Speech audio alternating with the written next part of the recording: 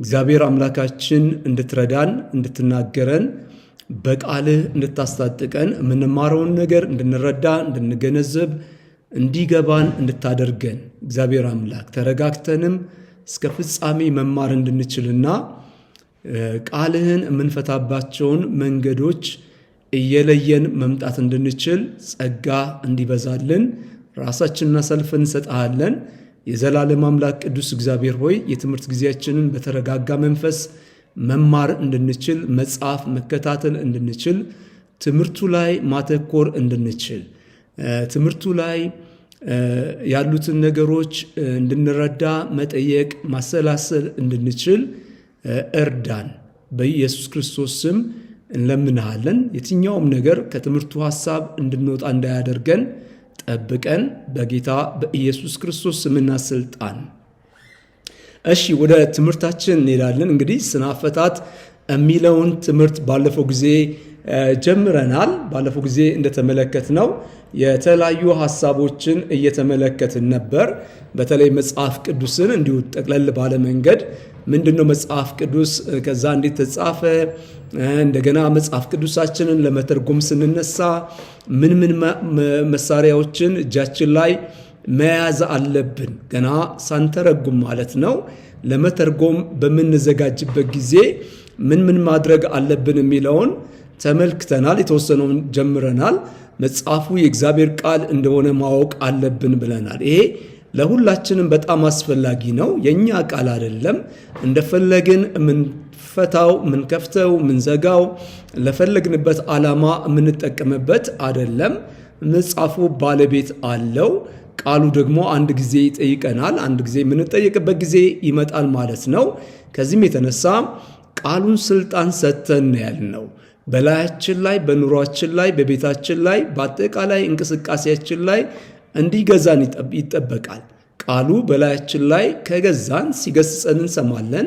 እንደ ሐሳቡ እንደ ፈቃዱ እንሄዳለን። በተለይ ደግሞ በማስተማርና በትምህርት በስብከት በተለያየ አገልግሎታችን ላይ በቃሉ ላይ ሰልጥነን የራሳችንን ፍላጎት ለመፈጸም ወደማይገባ አይነት አተረጓጎም አንገባም። ከዛ ይልቅ ደግሞ ቃሉ ወደሚለው እንሄዳለን ማለት ነው። ቃሉ ወደሚለውና ቃሉን ባከበረና አጠቃላይ መልእክቱን ባገናዘበ መንገድ የመፍታትና የመተርጎም ነገር ይኖረናል። የምንተረጉማቸውንም ነገሮች መጀመሪያ ራሳችን ላይ ማዛመድ አለብን። እየተረጎምን እየሰበክን እያገለገልን እኛ ተጠቃሚዎች ሳንሆን እንዳንቀር መጠንቀቅ አለብን። ስለዚህ ቃሉ በእኔና በእናንተ ላይ ስልጣን ሲኖረው ብቻ የእግዚአብሔር ቃል ይሆናል። ምክንያቱም ያላመኑም ሰዎች ይህን መጽሐፍ ይዙታል፣ የተለያየ ቦታ ይገኛል። ግን በእነሱ ላይ ስለማይገዛና ስለማይቆጣጠራቸው እንደ እግዚአብሔር ቃል አይመለከቱትም። የተለያየ እምነት ላይ ያሉት ሰዎች ለማይገባ ዓላማ ቃሉን ሲጠቀሙበት እናያለን። በተለያዩ የሳይኮሎጂ መጽሐፎችም ላይ ከእግዚአብሔር ቃል ከአዲስ ኪዳን ከክርስቶስ ኢየሱስ አገልግሎት ላይ እየተጠቀሰ ሲካተትበት እንመለከታለን። የግድ ስለጠቀስነውና ስለተናገርነው የእግዚአብሔር ቃል ነው ብለን አምነናል የሚለው አያሳይ። ግን በሕይወታችን ላይ ቦታ ስንሰጠው በላያችን ላይ ሲገዛና ሲቆጣጠረን ሲመራን የእግዚአብሔር ቃል በትክክልም የእግዚአብሔር ቃል ይሆናል ማለት ነው። አንዱ እንግዲህ አሁን የምንተረጉመው መጽሐፍ ወደ ትርጉም ስንሄድ ስላለን የኔ አይደለ ባለቤት ያለው እንደፈለኩት የምስበውና የምጎትሰው እንደፈለኩት የምናገርበት ለተለያየ ፍላጎቴ ብቻ የምጠቀምበት አይደለም። የምጠየቅበትና ባለቤት ያለው ነው ብለን አስበን በስርዓት የመተርጎምና በስርዓት የማስተማር የመስበክ የማገልገል የመወያየት ነገር ያስፈልገናል። ቃሉ ባለቤት ስላለው ማለት ነው። እርስ በርስ የምንራኮትበት ወይም በተለያየ መንገድ የራሳችንን ኤክሰለንሲ ለማውጣት የምንሯሯጥበት እንዳይሆን መጠንቀቅ አለብን ማለት ነው። እንግዲህ ከዚህ የተነሳ አንዱ ይሄ መሳሪያ ሁልጊዜ መገኘት አለበት። የእግዚአብሔር ቃል ነው፣ ባለቤት አለው፣ በእኔ ላይ ስልጣን አለው። በትርጉም ሂደቴ በመረዳት ሂደትና በተለያየ ነገር ላይ ስልጣን ያለው ቃል በእኔ ላይ አለ፣ አጠገቤ አለ፣ እጄ ላይ አለ ብለን መረዳት ያስፈልገናል ነው። ሁለተኛው ደግሞ በሰዎች ቋንቋ የተጻፈ መጽሐፍ ነው ብለናል። እግዚአብሔር ይህን መገለጽ ሲሰጥ በሰማያዊ ቋንቋ አይደለም ያስቀመጠው። በየዘመናቱ ባሉት ብሉይ ኪዳን ላይ በዕብራይስጥ ቋንቋና በተለይ አንዳንድ ስፍራ ላይ እንደ ዳንኤል ምዕራፍ 2-7 ድረስ በአራማይክ ቋንቋ ተቀምጧል። አዲስ ኪዳን በኮይኔ ግሪክ ተቀምጧል። የሰዎችን ቋንቋ ስርዓት ጠብቆ የተጻፈ መጽሐፍ እንደሆነ መረዳት አለብን። እንደ ልባችን ከየመካከሉ ላይ ብድግ እያደረገን የቋንቋን ስርዓት አፋልሰን የምንተረጉመው መጽሐፍ አይደለም፣ የምንረዳው መጽሐፍ አይደለም። ከየመካከሉ የመዘዝም ብቻ የምንጠቀምበት መጽሐፍ አይደለም። ስለዚህ የቋንቋን ስርዓት ጠብቆ የተጻፈ መጽሐፍ ከሆነ አውድን ጠብቆ የተጻፈ በኋላ ምንድነው አውድ እንመጣለን። የግራመር ስርዓትን የሰዋሰው ስርዓትን ጠብቆ ባለቤት፣ ተሳቢ፣ ዘርፍ፣ ኢተሳቢ፣ ማሰሪያ አንቀጽ እያለ የጊዜን የተለያየ ነገር ጠብቆ የተጻፈ ከሆነ ደግሞ ተርጓሚው ይህንን መረዳት አለ። ይህን ጠብቆ ለመፍታት የተዘጋጀ መሆን አለበት። አንዳንድ ሰው ከመካከል ላይ አንድ ቃል ብቻ ፒክ አድርጎ እንደፈለገው ይመነዝረዋል፣ እንደፈለገው ይናገርበታል። ከውጪ ይዞት የመጣውን ሐሳብ ጥቅስ ይፈልግለትና ጥቅስ ለጥፎበት እንደ ልቡ የፈለገውን ሐሳብ ማንጸባረቂያ አድርጎ ይጠቀምበታል። ይሄ አግባብ አይደለም። የቋንቋን ስርዓት ጠብቆ ከተጻፈ ብሉይን መጨረሻ ላይ የምናረጋግጠው የዕብራይስጥን የሥነ ጽሑፍ ስርዓት ጠብቀን እናረጋግጣለን። እንደገና አዲስ ኪዳን ደግሞ የኮይኔ ግሪክ የቋንቋ ስርዓት ጠብቀን መፍታት ይጠበቅብናል። በጣም አስቸጋሪ ነገር ሲመጣ ማለት ነው። ግን እጃችን ላይ ያለውን መጽሐፍ የአማርኛው መጽሐፍ ቅዱሳችንን የቋንቋን ስርዓት ጠብቀን መፍታት መለማመድ አለብን። ቋንቋ ስርዓት ላይ በጣም የጠለቀ ነገር አለ፣ በኋላ ላይ እናያለን።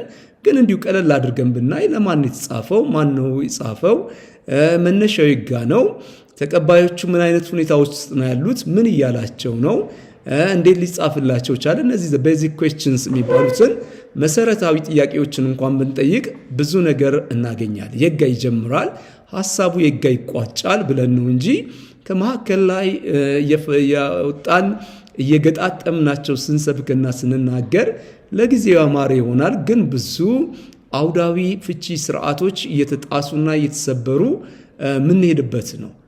ጥቅሶቹ ባሉበት ስፍራ ላይ ለማያገለግሉበት ነገር እኛ ገጣጥመናቸው ወይም የምንፈልገውን ሐሳብ እንዳይንጸባርቁ በኮንኮርዳንስ ለይተን አውጥተናቸው ልንጠቀምባቸው እንችላለን። ያ ግን እድገትንም በደቀ መዛሙርት ሕይወት ላይ አያመጣም። በምናገለግላቸው ሰዎች ሕይወት ላይ ለውጥን አያመጣም። ፍቻችንም ቋሚ ሆኖ አይቀጥልም ማለት ነው። ስለዚህ የቋንቋ ስርዓት እንመለከታለን።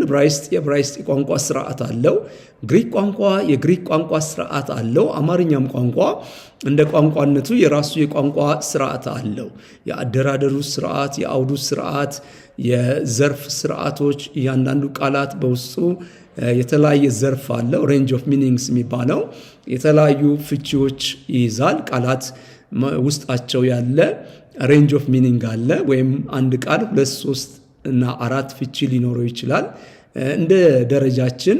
ለዚህ ደረጃ ዝም ብለን ከላይ ብናየውም ግን እያደግን ደግሞ ስንመጣ በጣም አስፈላጊ ነው። ኢቨን መጽሐፍ ቅዱስ ሲተረጎም ትክክለኛ ሬንጅ ኦፍ ሚኒንጉን ጠብቆ ተፈቷል ብለን ማየት ደረጃ ድረስ እንሄዳለን። እንደየፍቺው የተለያየ ፊሎሶፊ ስላለ መጽሐፍ ቅዱስ ሲተረጎም እነዛንም እናያለን። ግን አትሊስት ከዚህ መነሻ ላይ የጋ ይጀምራል። በትክክል ቃላት ከቃላት ጋር ያላቸው ቅንጅት ምንድነው? ጊዜው ምንድነው? ኃላፊ ጊዜ ነው ወይ? አሁን ጊዜ ነው ወይ? የወደፊት ጊዜ ነው ወይ? በየትኛው ቃል ኪዳን ውስጥ ነው የተሰጠው የሚለውን ነገር እያየን መፍታት አለብን። እነዚህን በቋንቋ ስርዓት ከተጻፈ የቋንቋን ስርዓት ይጠብቃል የሚለውን ነገር መጠበቅ አለብን ማለት ነው። የቋንቋን ስርዓት ብቻ ሳይሆን ደግሞ እዚህ ውስጥ የቋንቋ ስርዓትና የሥነ ጽሑፍ ስርዓትን ይጠብቃል። መጽሐፍ ቅዱስን እንደ ሊትሬቸር ማየት አለብን። በዘመኑ ባለው ሥነ ጽሑፍ አልፎ የተገለጠ የእግዚአብሔር ቃል እንጂ በማያውቁት ሥነ ጽሑፍ ላይ የተገለጠ የእግዚአብሔር ቃል አይደለም። በዘመኑ ባለው ሥነ ጽሑፍ ላይ ለሚጻፍላቸው ሰዎች በነበሩበት ዘመን ላይ ያለውን የሚገባቸውን ሥነ ጽሑፍ ጠብቆ የተጻፈ መጽሐፍ ነው። ስለዚህ መጽሐፍ ቅዱስ የሥነ ጽሑፍ ስርዓቶችን ይጠብቃል ማለት ነው። ከዚህም የተነሳ መጽሐፍ ቅዱሳችን ላይ ብዙ ሥነ ጽሑፍ እናገኛለን። የተለያየ ጾታ ያላቸው የሥነ ጽሑፍ አይነቶችን እናገኛለን። የናሬቲቭ ሊትሬቸር ወይም የትረካ ሥነ ጽሑፎችን እናገኛለን። የግጥም መጽሐፎችን እናገኛለን። መልእክት መጽሐፎችን እናገኛለን። የአቡ ቀለሚሲስ መጽሐፎችን ራእይ መጽሐፍ ስናይ አሁን ራእይ መጽሐፍ ላይ አንዱ ግጭት ያለው የመጽሐፉን ስነ ጽሑፍ ያለማወቅ ጉዳይ ነው። ብዙ ሰዎች ሲፈቱ የመጽሐፉን ስነ ጽሑፍ አይጠብቁትም። መጽሐፉ በአቡ ቀለሚሲስ ስነ ጽሑፍ የተጻፈ ነው። ስለዚህ መጀመሪያ የአቡ ቀለሚሲስ ስነ ጽሑፎችን አጠቃላይ እውነታዎችን መረዳት አለብን። ያንን ሳንረዳ መጽሐፉን አንስተን ብናነብና ብንተረጉም እንዲሁ ልንተረጉም እንችላለን፣ ግን ብዙ ስህተት ሊያጋጥመን ይችላል። ስለዚህ የአቡ ቀለሚሲስ ስነ ጽሑፍ የሚከተሏቸውን አካሄዶች ማወቅ አለብን ማለት ነው። እንደገና የትረካ መጽሐፎች ብለናል። ምሳሌዎች አሉ። ምሻል በዕብራይስጥ እና ፓራብል በግሪክ ምሳሌዎች ተብሎ ይጠራሉ። ይህም የራሱ ስርዓት አለው ወይም የራሱ ሕግጋትን የያዘ ነው። የሚመሰለው ነገርና ዋናው ነገር እንዴት ሊመሳሰሉ ይችላሉ? ለምን ምሳሌ ያስፈልጋል? እንዴት መፈታት አለባቸው? የሚለው ነገር ትምህርት ይፈልጋል ወይም እውቀት ይፈልጋል። ስለዚህ መጽሐፍ ቅዱሳችን ላይ በጣም ብዙ ስነ ግጥም መጽሐፎች እናያለን። የዕብራውያን ስነ ግጥም ሂብሩ ፖኤቲክስ የሚባሉ የዕብራውያን የስነ ግጥም አጻጻፍ ዘዴዎችን ጠብቀው የተጻፉ መጽሐፎች አሉ። እነዚህ መጽሐፎች እንደነ ምሳሌ፣ እነ ኢዮብ መጽሐፍ፣ እነ መዝሙረ ዳዊት፣ መኃልየ እና የመሳሰሉ መጽሐፎችን ስንመለከት ያ ብቻ አይደለም። አብዛኛው የትንቢት መጽሐፍ እነ ኢሳይያስ፣ ኤርሚያስ እና የተለያዩ የብሉይ ኪዳን የትንቢት መጽሐፎች ኦሪጂናል መጽሐፍ ማዞሬት ቴክስት ላይ በግጥም ነው። በብዙ ቦታቸው በግጥም የተቀመጠ ነው። ሲተረጎም ነው ወደ ትረካነት የመጣው። ብዙዎቹ በግጥም መልክ የተቀመጡ ናቸው። እንደ ኢሳይያስ 1:3 ላይ በሬ ገዢውን አወቀ፣ አህያም የጌታውን ጋጣ፣ እስራኤል ግን አላወቀም፣ ሕዝቤ ግን አላስተዋልም ሲል በግጥም መልክ ነው የተቀመጠውና የአደራደር አጠቃላይ የኢሳይያስ መጽሐፍ ላይ ያለውን መልእክት እስከ አዲስ ኪዳን ያለውን የእስራኤልን ምላሽ በሚገልጥ መንገድ ነው የተቀመጠው። የግጥም አደራደርና ኢንተንሲፊኬሽን የሚባለውን አጠንክሮ ስለማናውቅ እንደ ቀላል ልናልፈው እንችላለን። ግን በጣም ትልቅ መልእክት የያዘና ገላጭ የእስራኤልን ሁኔታ ገላጭ የሆነ አቀማመጥ ወይም ግጥማዊ አቀራረብን ይዞ የተቀመጠ እንደሆነ እንመለከታለን። ስለዚህ ለግጥም መጽሐፎች የግጥም መሳሪያዎችን መጠቀም አለብን። ግጥምን ለመፍታት የሚያገለግሉ መሳሪያዎችን መጠቀም አለብን። ለትረካ መጽሐፎች እንደ ዘፍጥረት እስከ አስቴር መጽሐፍ ድረስ እና አንዳንድ የነቢያት መጽሐፎችን እንደገናም ደግሞ 4 ወንጌላትን ስንተረጉም የትረካ መሳሪያዎችን መጠቀም አለብን። ትረካ ላይ የሚጠቀሙባቸው መሳሪያ እንጠቀማለን። የትረካ መሳሪያዎችና የግጥም መሳሪያዎች አንድ አይነት አይደሉም። አቡ ቀለሚስ ላይ የምንሄድበት መንገድና አፈታታ አካሄዳችንና ግጥም ላይ የምንሄድበት አንድ አይደለም። እንደገና ከሮሜ መጽሐፍ ጀምሮ እስከ ይሁዳ መጽሐፍ ድረስ 21 መጽሐፎች የመጀመሪያ ክፍለ ዘመን የደብዳቤ አጻጻፍ ቅርጽን ጠብቀው ነው የተጻፉት።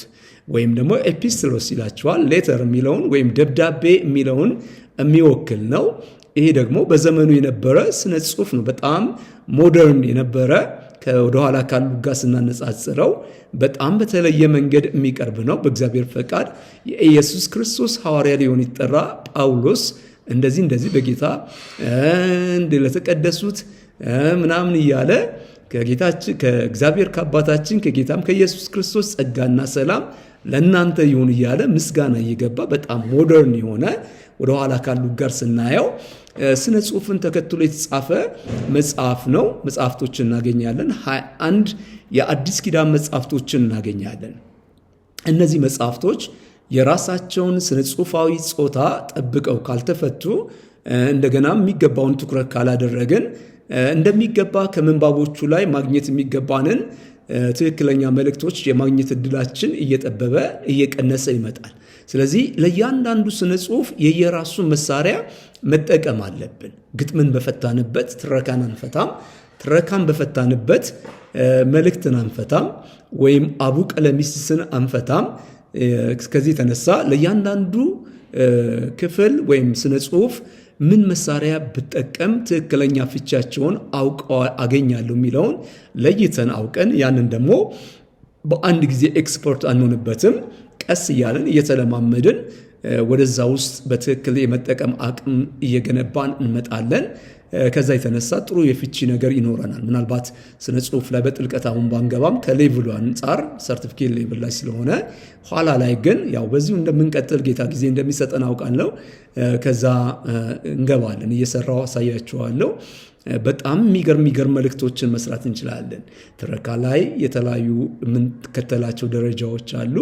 ያን ተከትለን ስንፈታ መጽሐፎች የተለየ ጉልበትና አቅም በተለይ ጉባኤውን የመስራት የመቅረጽ አቅም ይዘው ይወጣሉ።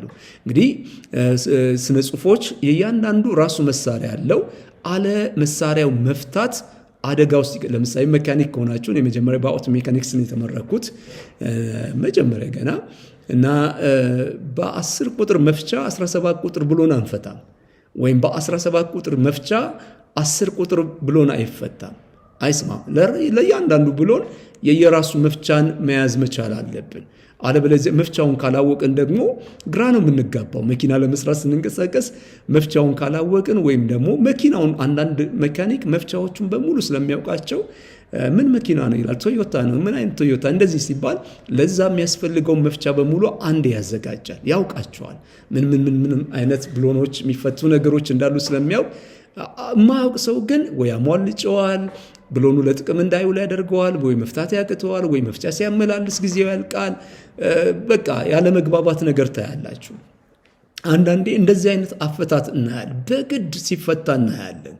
ስነ ጽሁፉ ቅርስ ሳይጠበቅ ጾታው ሳይጠበቅ በማይገባ መፍቻ ለማይገባ ግልጋሎት እንዲውል ሲደረግ እንመለከታለን። ያ የመጽሐፉን መልእክት ይጎደዋል። ከዚህ የተነሳ ከመጽሐፉ ላይ ሊገኝ የነበረው ነገር አይገኝም ማለት ነው። ለጊዜው ዝም ብለን ልንጫጫው እንችላለን ወይም ልንቀባበል እንችላለን፣ ግን ማግኘት የሚገባንን ትክክለኛ ጥቅም ሳናገኝ እንቀራለን። ስለዚህ ተገቢውን መሳሪያዎች በመጠቀም መጽሐፍ ቅዱሳችንን መፍታት እንለማመዳለን ማለት ነው። ስነ ጽሁፉን አይተን አውድን ጠብቀን የቋንቋን ስርዓት ጠብቀን እንደገናም ደግሞ መሄድ የሚገባንን ደረጃዎች ጠብቀን በምንፈታበት ጊዜ ሊወስድ ይችላል። ግን ደግሞ ባለፈው እንዳልነው ምንሰራው ሰዎችን ነው። ሰዎች ላይ የሚደረግ ነገር የሚያመጣው መዘዝ በጣም ከባድ ነው። ወይ እንገነባቸዋለን፣ ወይ እናሳስታቸዋለን፣ ወይ እናፈርሳቸዋለን፣ ወይም ወደማይገባ መጥፎ መስመር ስለምንመራቸው በጣም በጥንቃቄ መስራት አለብን። ሰው ለቁሳዊ ነገር ውጤቶች ፕሮዳክት የሚያደርገውን ጥንቃቄ እናውቃለን። ሴፍቲ ፈርስት ብሎ መሄድ የሚገባውን ነገር ተከትሎ ፕሮዳክት ለማምረት በጣም በጠንቃቃ ሁኔታ ይሄዳል። እኛ ደግሞ ሰዎችን ለመገንባት የተጠራን ስለሆንን በጣም የበለጠ ጥንቃቄ ያስፈልገናል። እንደ ጨዋታ የምናደርጋቸው ነገሮች የሰዎችን ነገር ሊወስን ይችላል። የነገ እምነታቸውን፣ ህይወታቸውን፣ አገልግሎታቸውን፣ አካሄዳቸውን ሊገነባ ወይ ሊያፈርስ ስለሚችል ጊዜም ቢወስድ በጥንቃቄ መጽሐፋችንን አጥንተን ትክክለኛ መልእክቶችን የማስተማር የማገልገል በቻልነው ልክ ማለት ነው። ስህተት አይጠፋም። በቻልነው ልክ ግን ትክክለኛ አፈታት ተከትለን ጥረት አድርገን የማገልገል መነሳሳት እንዲኖረን ያስፈልጋል። እንግዲህ አንዱ የቋንቋ ስርዓትና የስነ ጽሁፍ አይነቶችን በጠበቀ መንገድ መጽሐፍ ቅዱሳችንን መፍታት አለብን። ምናልባት እንደዚህ ሳስተምር እንደ ሮሜዮ እንደምኑ ይሄ መሳሪያ ስለሆነ ነው። በጣም ግን ደግሞ ከሁሉም ትምህርቶች መጽሐፋችንን ለመፍታት ወሳኙ ስለሆነ እንደምንም እየታገስን እየደጋገምን እየሰማን ከትምህርቱ ጋር መግባባት መቻል አለብን። መታረቅ አለብን። ስላለመድናቸው እንትን ሊያደርጉን ይችላሉ። እንግዲህ እነዚህ ሁለቱን ተመልክተናል። ዛሬ የተለያዩ ነገሮችን 4 ነው ያልናቸው፣ 3ኛውና 4ኛውን እንመለከትና በቤተ ክርስቲያን ዘመን የነበሩ የአተረጓጎም ሂደቶችን በጥልቀት እንመለከት። እዚህም ስለሚያጋጥማችሁ ሰዎች በተለያየ አፈታት አይነት ስለሚቀርቡ ያንንም ለመለየት ያገለግላችኋል። ያን ካየን በኋላ ደግሞ እኛስ ምን አይነት ደረጃዎችን ጠብቀን መጽሐፍ ቅዱሳችንን መቅረብ አለብን የሚለውን እናያለን። እንግዲህ ሁለተኛው የቋንቋ ስርዓትንና የስነ ጽሁፍ ስርዓትን ጠብቀን መፍታት አለብን፣ ወይም የቋንቋን ስርዓትና የስነ ጽሁፍ ስርዓትን ጠብቆ የተጻፈ መጽሐፍ ነው ብለናል። ሶስተኛው መጽሐፍ ቅዱስ በታሪክ ውስጥ እውነት የሆነ ክንውን የያዘ መጽሐፍ ነው ማለት ነው። ወይም እግዚአብሔር በታሪክ ውስጥ ራሱን እየገለጠ የሰራቸው ስራዎች የተዘገቡበት መጽሐፍ እንደሆነ ማመን አለብን። ይሄ ስንሰማው በጣም ቀላል ይመስላል። ብዙ ሰዎች መጽሐፍ ቅዱስን ፊክሽን ለማድረግ ይሞክራሉ። እና በታሪክ ውስጥ እውነት እንደሆነ ይዘነጉታል። ይሄ ሂስቶሪሲቲ የሚባለውን ነገር መጠበቅ አለብን። በታሪክ ውስጥ እውነት ነው። እግዚአብሔር ያላደረገውን አድርጌያለሁ ብሎ ለትምህርታችን እንዲሆን የተጻፈበት መጽሐፍ አይደለም። በመገለጥና በተለያየ ስያሜ ወደማይገባ መንገድ መጽሐፉን መውሰድ የለብንም። በጣም ጠንቃቃ መሆናል። እግዚአብሔር በትክክል አዳምን ፈጠረ ሲለን በትክክል አዳምን ፈጥሮታል። አብርሃምን ከኡር ጠራው ሲለን በትክክል ከኡር ምድር ጠርቶታል እንጂ ለትምህርታችን ተብሎ ዝም ብሎ የተቀመጠ ታሪክ አይደለም። ያልሰራውን ያላደረገውን ነገር ያስቀመጠበት መጽሐፍ አይደለም። በአንድ ወቅት እውነት የሆኑና በሰዎቹ ታሪክ ውስጥ በትክክል እግዚአብሔር የፈጸመውን ነገር በመንፈስ በመነዳት የተጻፈበት መጽሐፍ ነው። ይህን ረጋ ብላችሁ መስማት አለባችሁ። ትንቢት እንኳን ቢሆን ጊዜውን ጠብቆ ይፈጸማል። ብሉይ ላይ ለመሲሁ የተተነበዩ ትንቢቶች ዝም ብለው አልቀሩም። በትክክል ጊዜያቸውን ጠብቀው ተፈጽመው እንዲህ ተብሎ እንደተጻፈ እየተባለ ማመሳከሪያ ተሰጥቷቸው ተቀምጠዋል። ስለዚህ መጽሐፍ ቅዱስን ፊክሽን ለማድረግ መንቀሳቀስ የለብንም። አንዳንድ ጊዜ ስንሰብክና ስናገለግል የተለየ ነገር ለማምጣት ካለን ፍላጎት የተነሳ እንዲገለጠልኝ ብለን ወደማይገባ እግዚአብሔር ይገልጣል። እኔ አይገልጥም እያልኩ አይደለም። ግን እግዚአብሔር ሲገልጥ ታሪክን ክዶ አይደለም።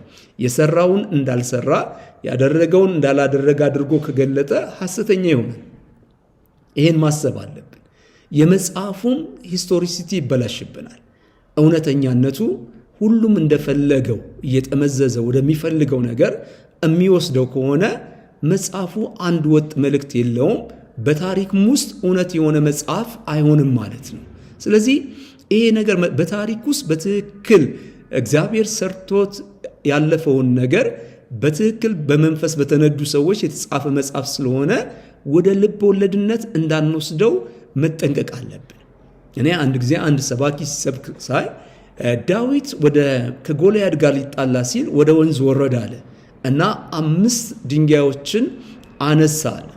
እነዚህ 5 ድንጋዮችን ጠጠሮችን ካነሳ በኋላ እነዛን ያዛቸዋልና ያንን መተንተን ጀመር። ጎንበስ ሲል የጸሎት ህይወቱን ያሳያል አለ። እነዚህ 5ቱ ድንጋዮች በኤፌሶን 4:11 ላይ ያሉትን 5ቱን ኦፊሶች ያመለክታል።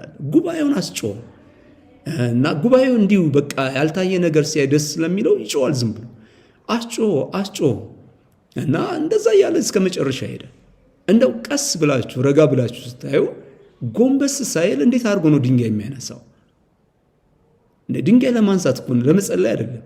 ሰው ቀጥ ብሎ ውሃ ውስጥ ያለ ድንጋይ በአስማት በማግኔት አይስብም። ጎንበስ ብለን ነው የምናነሳው።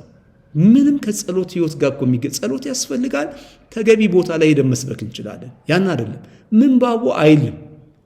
ጎንበስ ያለው ድንጋይ ለማንሳት እንጂ የጸሎት ህይወቱን የሚያመለክት ነው የሚል እዛ ምንም ነገር የለም። አይሆንም። ታሪካዊነቱን የሚያስክድም የመጽሐፉን እውነታነት የሚያስክድም። ከዛ ደግሞ እንደገና እስቲ ያላሰበው አደጋ አስቡት።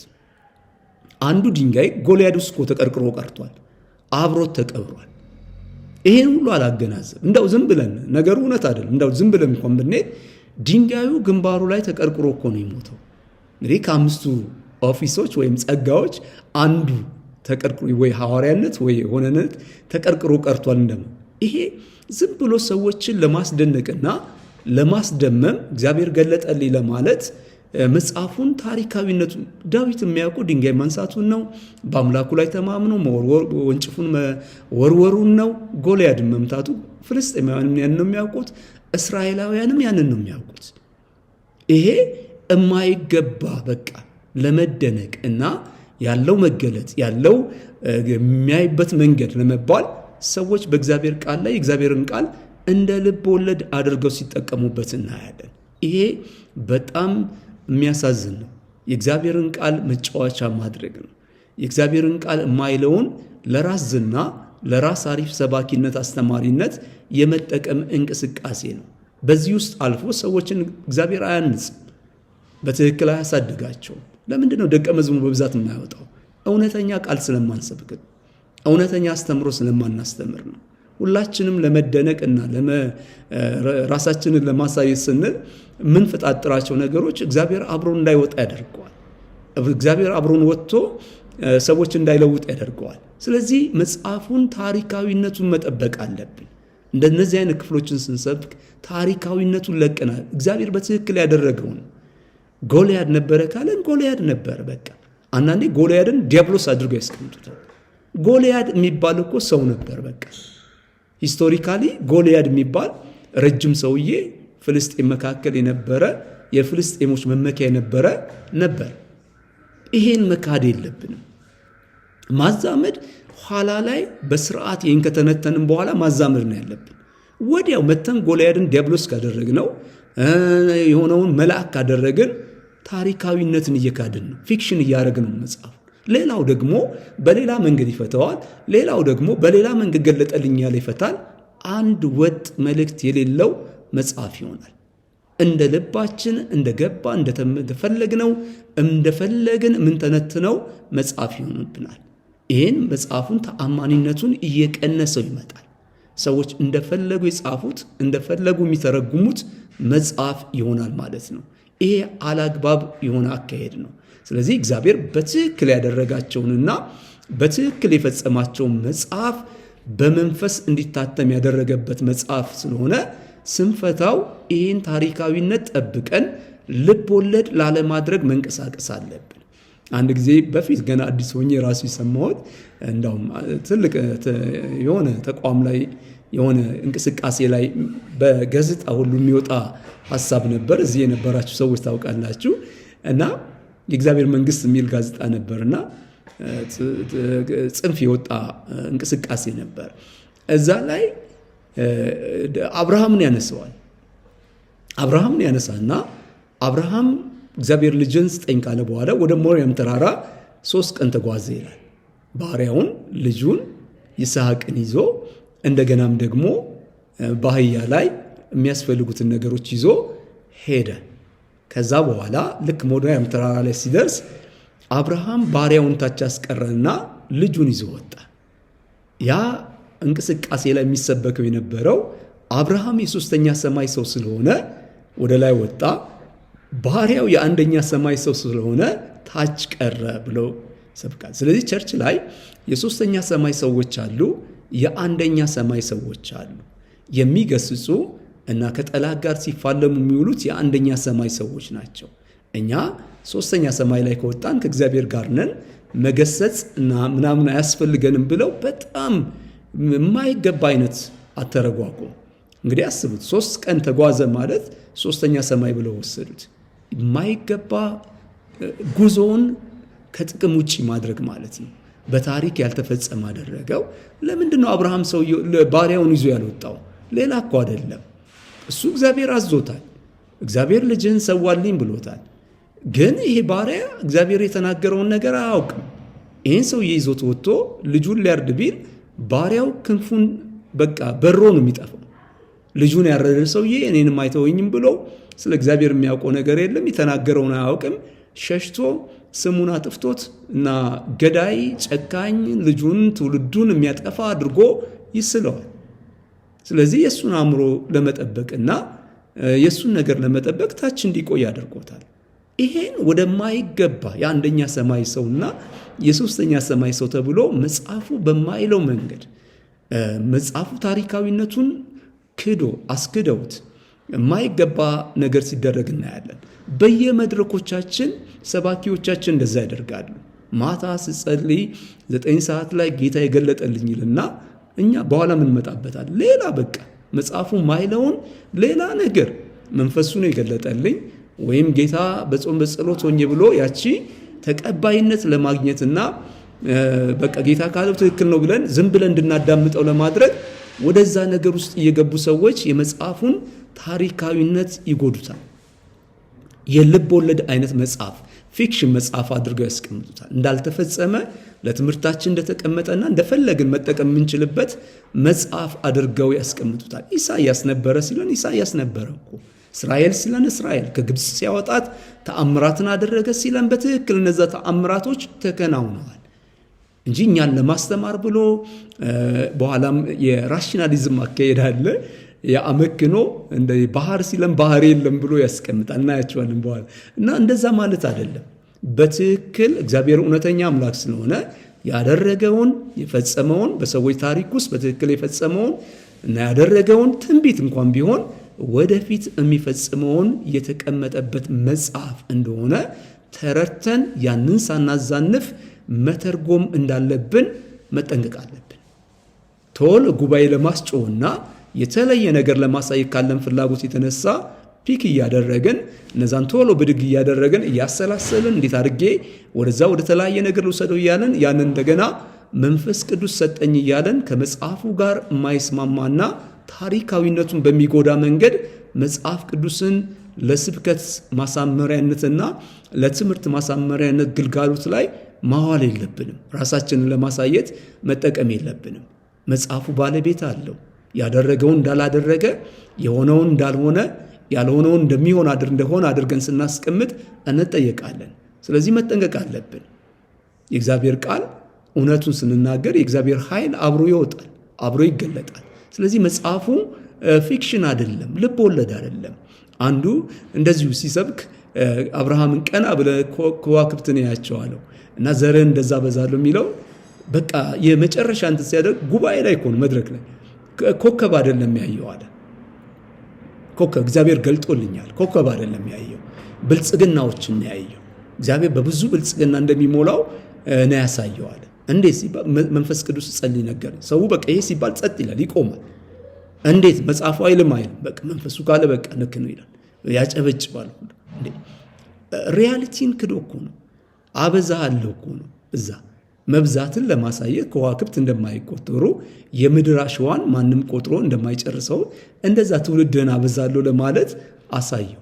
ያንን ክዶ ሌላ መገለጥ በቃ እንደው ጌታ ገለጠል ብሎ ለማስደነቅ የማይገባ ነገር ይደረጋል። ስለዚህ መጠንቀቅ አለብን። እኛ የምንማር ሰዎች ግን መጽሐፉ በታሪክ ውስጥ በትክክል እግዚአብሔር የፈጸመውንና ያደረገውን የያዘ እንደሆነ እያሰብን ያንን ሳለቅ ነው ለመተርጎም መንቀሳቀስ ያለብን። ያንን ለቀን ወደማይገባ ተረት ውስጥ ከገባን መጽሐፉን መጫወቻ እያደረግነው ነው። የተፈጸመው ሂስቶሪሲቲው መጠበቅ አለበት። ታሪካዊነቱ መጠበቅ መቻል አለበት። ፈጽሞታል፣ አድርጎታል። እግዚአብሔር ባህሩን ከፍሏል። ከግብፅ ባርነት ለ400 ዓመት ከተገዙበት በትክክል ነው ተገዝተዋል፣ ለፍተዋል፣ ደክመዋል፣ ባሪያ አድርገው ተጠቅመውባቸዋል። ከዛ በጸና ክንድ አውጥቷቸዋል። ይሄ በትክክል በአንድ ወቅት በትክክል እግዚአብሔር የፈጸመውን ነገር እኛ ደግሞ በትክክል አውቀን እንድንገነባና እግዚአብሔር እንድንከተል ለማድረግ በመንፈስ ታትሞ የተዘገበበት መጽሐፍ ነው። የትኛውም ክፍል ልክ እንደ ጳውሎስ ለቆሮንቶስ ሲጽፍ በትክክል እንጻፈላቸው።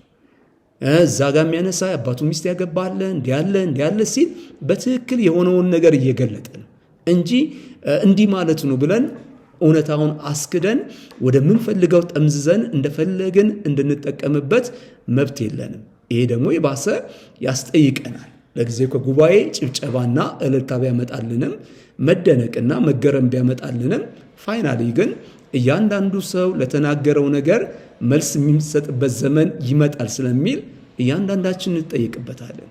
መጽሐፉ በትክክል በታሪክ ውስጥ እውነት የሆነውን ነገር እግዚአብሔር የፈጸመበት መጽሐፍ ስለሆነ ያ ተጠብቆ መሰበክና መተርጎም አለበት። እንግዲህ አንዱ መሳሪያችን ይሄ ነው። አሁን ልተረጉሞ የሚሄደው መጽሐፍ እግዚአብሔር የሰራቸውን በታሪክ ውስጥ እውነት የሆኑ ነገሮችን የያዘ ያካተተ መጽሐፍ እንደሆነ በመረዳት ወደዚህ መጽሐፍ መቅረብ አለብን።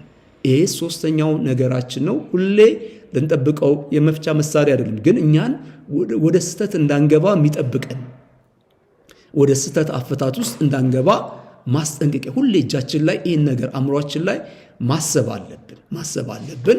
አራተኛው መጽሐፉ የእግዚአብሔር ቃል ነው እና መጽሐፉ በሰዎች ቋንቋና በሰዎች ስነ ጽሑፍ የተጻፈ በሰዎች ታሪክ ውስጥ እግዚአብሔር የፈጸመው ነገር የተገለጠበት መጽሐፍ ቢሆንም ዘላለማዊ እውነታ ያለው መጽሐፍ ነው። ይህ መጽሐፍ ለአንድ ዘመን ብቻ የሚያገለግል አይደለም። እግዚአብሔር በመንፈስ እንዲታተም ሲያደርገው ይህ መጽሐፍ ዘላለማዊ እውነታ አለው። ሊገስጸን፣ ሊያስተምረን፣ ወደ ክርስቶስ መልክ ሊያሳድገን፣ ሊናገረን የሚችል አቅም ያለው መጽሐፍ ነው። ስለዚህ ወደዚህ መጽሐፍ ስንመጣ ለማስተማር ለመስበክ አይደለም የምንመጣው። ብዙ ሰው እንደ ቴክስት ቡክ ሲጠቀምበት በቃ ማታ ነገ ጠዋት ስብከት ካለው አሁን ወጣ ብሎ በቃ ያችን ማታ ሲዘገጃጅበት እናያለን። ወይም ደግሞ የሚያገለግል ከሆነ ቀረብ ብሎ ገለጥ አድርጎ ይዘጋጅበታል። ይሄ የማስተማሪያ ቴክስት ቡክ ነው የሚሆንብን። ይሄ መጽሐፍ የተሰጠን የህይወት ለውጥ እንድናመጣ ነው። ራሳችንን እንድንቀርጽ፣ ራሳችንን እንድንለውጥ ለህይወት የተሰጠን መጽሐፍ ነው። ስለዚህ ሁሌ ማንም ሰባኪ የለም መጽሐፍ ቅዱስ ጋር፣ ማንም ፓስተር፣ ወንጌላዊ፣ ሐዋርያ የሚባል የለም። ማንም ወደ መጽሐፍ ቅዱስ ጋር ሲቀርብ እግዚአብሔር እንደሚናገረው አውቆ ዘላለማዊ እውነታ እንዳለው፣ ለሱ አስፈላጊ እንደሆነ፣ ለሱ የሚረባው ነገር እንዳለ የሚማርበት፣ የሚገሰጽበት፣ የሚስተካከልበትን እውነታ የያዘ መጽሐፍ እንደሆነ አውቆ ልቡን ከፍቶ መቅረብ አለበት እንጂ እንደ አስተማሪ፣ እንደ ሰባኪ፣ ሌላውን እንደሚያገለግል ወይም እንደ ሐዋርያ ሆነን ቀርበን ለሌላው እየተዘጋጀን፣ ይሄ የዌይተርስ ስራ ነው። ዌይተርስ ካያቸዋቸው በጣም ደስ ይላል። ምግብ ቤት ስትገቡ ሲጠሩት እንደው በእነሱ ፍጥነት መጥራት አይቻልም። ምን አለ ምግብ ስትሏቸው ላዛኛ ስፔስቲኒ ምናምን ጠር ብለው በአንዴ መዓት ነገር ነው የሚነግሯቸው እና በጣም ይገርማል። ከዛ ሲደገሙ ስትሉት እንደገና እንደዛ ይደግምላል። በቃ የቤቱ ምርጥ አምጣልኝ ስትሉት ሄዶ ያመጣላችኋል። እና ዌይተርስ ሲጠሩት የበሉት ነው የሚመስለው። ግን ረፈድ አድርጋችሁ ወደ 9 ሰዓት ስትሄዱ ዌይተርስ እነዛ የጠሯቸውን ምግብ አይበሉ። ለነሱ የሚዘጋጅ ሌላ ምግብ አለ፣ አነስ ያለ ምግብ እና በጋራ የሚበሉት። ግን እኛ መጀመሪያ ሲጠሩ ያን ሁሉ ምግብ የበሉ ነው የሚመስለን። አንዳንድ አገልጋይ ልክ እንደዛ የዌይተር ስራ ነው የሚሰራው። ለራሱ አይጠቀምም፣ እያዘጋጀ ለጉባኤ ይሰጣል። እሱ ከሲታ ነው፣ ህይወቱ አይለወጥም። መጋቢ ነው፣ ሐዋርያ ነው፣ ስሙ አስተማሪ ነው፣ ነቢይ ነው። ግን የሱ ህይወት አይለወጥም። የዌይተር ስራ ይሰራል። በቃ ከእግዚአብሔር እየተቀበለ ለሰው ይሰጣል። እሱ አይበላም። የመጀመሪያ ተጠቃሚ መሆን አለብን። እኔ ብዙ ጊዜ የምሰጠው ምሳሌ አለና የእናቶች ዶሮ ሲሰሩ በጣም ደስ ይላል። ፐርፌክትሊ ፊት ላይ አድርግ ይችላል፣ ግን ደስ ይላል። በቃ ሲቀመስ አስቡት። ያ ቅቤ ሲቀመስ 10 ጨው አነሰ፣ ጨው በዛ ምናምን ሲባል ይጠቀምበታል። ጥሩ ሰው ራሱ ነው መጀመሪያ መጠቀም ያለበት። ስለዚህ መጽሐፍ ቅዱስ ስናጠና ከመስበካችንና ከማገልገላችን በፊት በእኛ ህይወት ላይ አዛምደን ማየት አለብን። እኛ እየከሳን፣ እኛ እየተጎዳን፣ ጉባኤው እየቀደምን ለራሳችን ያልቀመስነውን ምግብ ጉባኤ እያበላን እያጠጣን መሄድ የለብንም። ይሄ ከማይገባ እይታ ነው። ወደ መጽሐፉ የምንቀርበው ለሌሎች ለመስበክ፣ ለሌሎች ለማስተማር። አስቡ፣ ለሌሊት 9 ሰዓት ተዘጋጅተን በምን ፍጥነት ነው እኛ ላይ የምናዛምደው? በድንግዝግዝ ተዘጋጀን፣ ወይም እዚህ ጋር ልንገባ ስንል እየሮጥን ተዘጋጀን፣ ወይም እዚህ ከገባን በኋላ ላይ ሰው ሲያገለግል እያየን ማሰብ እንጀምራለን። ከዛ እሷ እናንጸባርቃታለን። እኛ ላይ አይዛመድም። ጊዜ መስጠት አለብን። በአንድ ጥሩ ስብከትና ዝግጅቱ መካከል ቢያንስ የ20 ቀን የ15 ቀን የወር ጊዜ ያስፈልጋል። ያ እኔ አደርገዋለሁ፣ ለእኔ ምን መልእክት አለው፣ እኔ ላይ ይዛመዳለሁ ብለን ማየት አለብን። ያ ከሆነ ቀድመን ጤናማ እድገት ውስጥ እኛ እንገባለን። ህይወታችን እየተቀየረ፣ ኑሯችን እየተቀየረ፣ መጽሐፉ ላይ ያለው ነገር በእኛ ላይ እየተነበበ ሕያው ኤግዛምፕል እየሆንን እንመጣለን ማለት ነው። ይሄ መጽሐፉን እንደ ስብከት መዘጋጃ መጽሐፍ ማየት፣ አገልግሎት ሲኖረን ወይም የተለያየ ሲኖረን ወደ እሱ እንቀርባለን። ከዛ በቃ ያችን እንሰብካለን፣ እኛ ላይ የለም።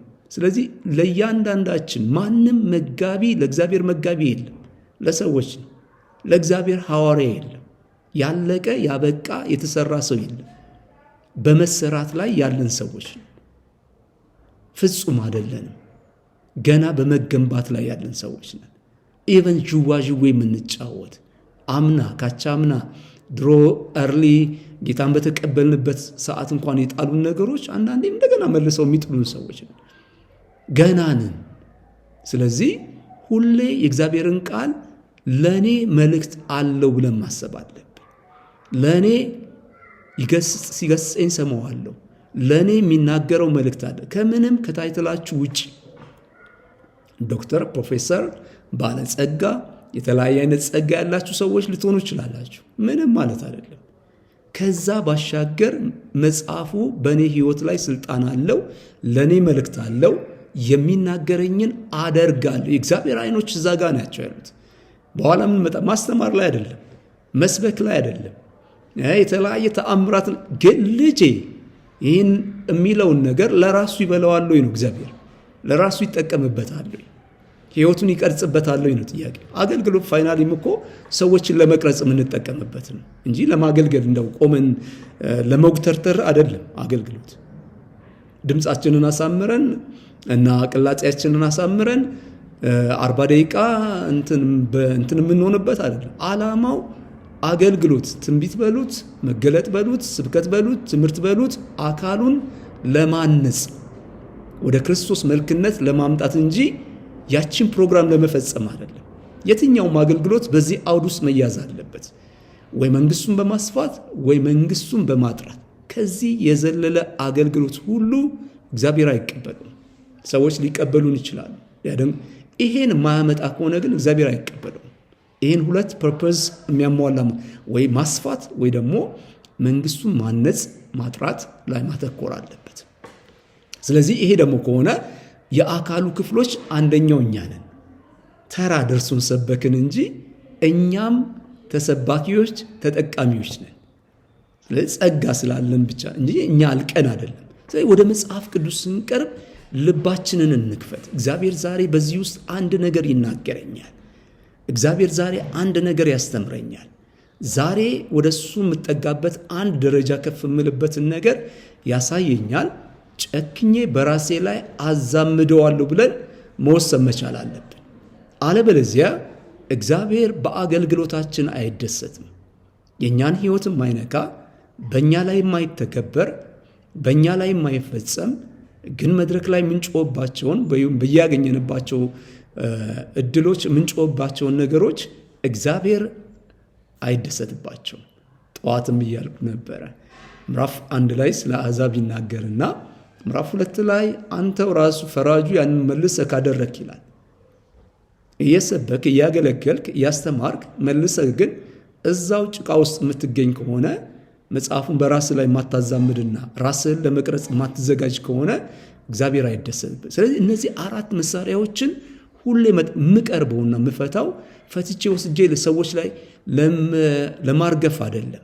የመጀመሪያ ተጠቃሚ እኔ መሆን አለብኝ። የመጀመሪያ ህይወቴን የምቀርጸው እማተርፈው እኔ መሆን አለብኝ። ስለዚህ አስተዋይ መሆን አለብኝ ማለት ነው። ስለዚህ ራሴ ላይ ማዛመድ፣ ራሴን ማየት፣ በቃሉ መነጽር ራሴን ማየት፣ በተጠቃሚ መሆን እና ማይሆን ፒክቸር አጉል ንጹህ ነኝ የሚል አይነት ማንም ንጹህ የለም። ማንም ሁላችንም ላይ የእግዚአብሔር ቃል ስልጣን አለው። ሁላችንንም ይነካናል። ከተኮፈስንበት መውረድ አለብን። ለሁላችንም መልእክት አለው። ለቤታችን፣ ለኑሯችን፣ ለገንዘባችን፣ ለእንቅስቃሴያችን፣ ለሁሉም ነገር ማንም የበቃና ያለቀ የለም። ስለዚህ ይህን ልብ እንያዝ። ሁልጊዜ መጽሐፉን የምንፈታው ፈተን ራሳችንን ለማስደነቅና ሰዎች እንዲያደንቁን ሰባኪ አስተማሪ እንዴት ፈታው እንድንባል ሳይሆን የመጀመሪያ ተጠቃሚ ለመሆን ነው። ራሳችንን ቀርጸን ክርስቶስን ወደ መምሰልና የእግዚአብሔርን መንግሥት ማስፋት የምንችልበትን ነገር ለመታጠቅ ካለን ፍላጎት የተነሳ ስለምንፈታ እያንዳንዷን ነገር ቢቆረቁረንም እንኳን በራሳችን ላይ በማዛመድ ራሳችንን እንሰራበታለን። ስለዚህ ዘላለማዊ እውነታ ካለው ለእኔና ለእናንተ መልእክት አለው ማለት እንግዲህ እነዚህ 4 መሳሪያዎች ሁልጊዜ መጠበቅ አለብን እጃችን ወደ ፍቺ ወደ ትርጉም ከመግባታችን በፊት። አንድ መጽሐፉ የእግዚአብሔር ቃል ነው። በእኔ ላይ በአተረጓጎም ሂደት ላይ ስልጣን አለው፣ ባለቤት ያለው መጽሐፍ ነው። ሁለተኛ መጽሐፉ በሰዎች ቋንቋና በሰዎች ስነ ጽሑፍ የተጻፈ መጽሐፍ ነው። ስለዚህ የሰዎች የቋንቋን ስርዓት አዲስ ኪዳን የግሪክ የቋንቋን ስርዓት ይጠብቃል። ብሉይ የዕብራይስጥ የቋንቋ ስርዓትን ይጠብቃል። እንደገና ስነ ጽሁፎቹን ጠብቀን መፍታት አለብን። የተለያየ አይነት ስነ ጽሁፍ ስላለ አንድ ስነ ጽሁፍ ላይ የተጠቀምንበትን መፍቻ እንደገና መልሰን ሌላ ስነ ጽሁፍ ላይ እንዳንጠቀም ማስተዋል አለብን። ሶስተኛ መጽሐፍ ቅዱስ ፊክሽን አይደለም።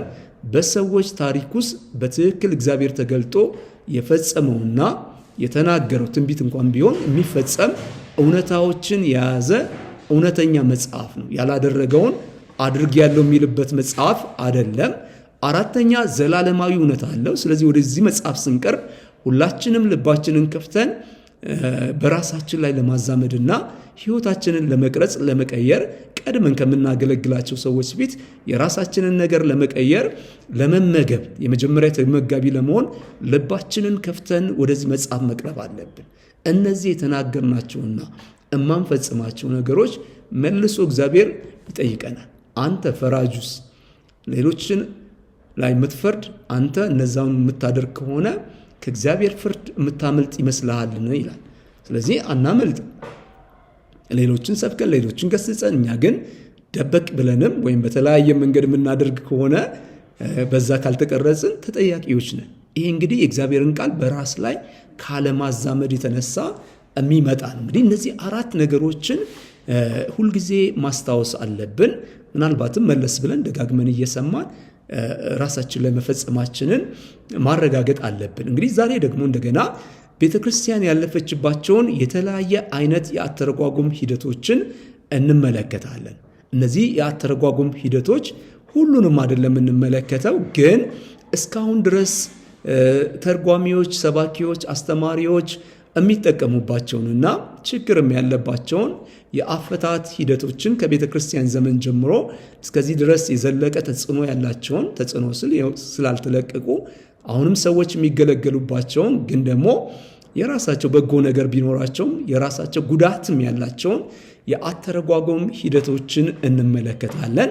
እነዚህን በሚገባ ስናውቅን በኋላ ምን አይነት ደረጃዎችን ጠብቀን መጽሐፍ ቅዱሳችንን መፍታት አለብን የሚለውን እንድንመለከት ያደርገናል። ስለዚህ ይሄ ትክክል ካልሆነ ተገቢ ካልሆነ ምን አይነት ደረጃዎችን የምንከተለው ያንንም በደንብ አጠንክረን ለማውጣት ይጠቅመናል። በተቻለ መንገድ ምሳሌዎችን በማሳየት አስረዳችኋለሁ። ስለዚህ ረጋ ብለን መስማት አለብን። አንዳንዴ እነዚህ ነገሮች ሲሰበኩ ሰባኪዎች እና አስተማሪዎች እና በዚህ አፈታት ሂደት ያገለገሉ ሰዎች ይከፋቸዋል። እኔ ይህን አልደግፍም። ምክንያቱም ልንማር ነው የተቀመጥነው። እኔም በማይገባ መንገድ ሰብኬ አስተምሬ ያውቃለሁ።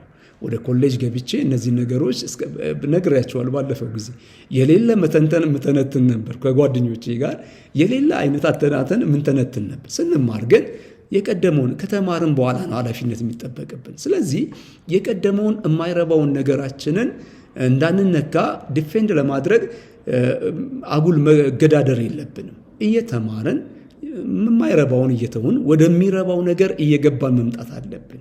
ስለዚህ ብዙ ጊዜ ቶሎ ለመቀበል አገልጋዮች በተለይ ቻሌንጅ ይገጥማቸዋል። እነዚህን ነገር ያላገለገሉ ሰዎች ይሻላሉ። እኔም እርሊ ስለገባው ነው ኮሌጅ ላይ ቶሎ ጌታን እንደተቀበልኩ ስለገባው ትንሽ እንትን ብሎ ግን ወዲያው መቀረጽ የቻልኩት ወዲያው ወደ ሲስተሙ መግባት ያለው። አለበለዚያ ግን ብዙ ጊዜ ያገለገሉ ሰዎች ያንን መልቀቅ እንደገና የቀደመውን አገልግሎታቸውን ሁሉ ማፍረስ አድርገው ስለሚረዱት ይከብዳቸዋል። እያወቁትም ይከብዳቸዋል።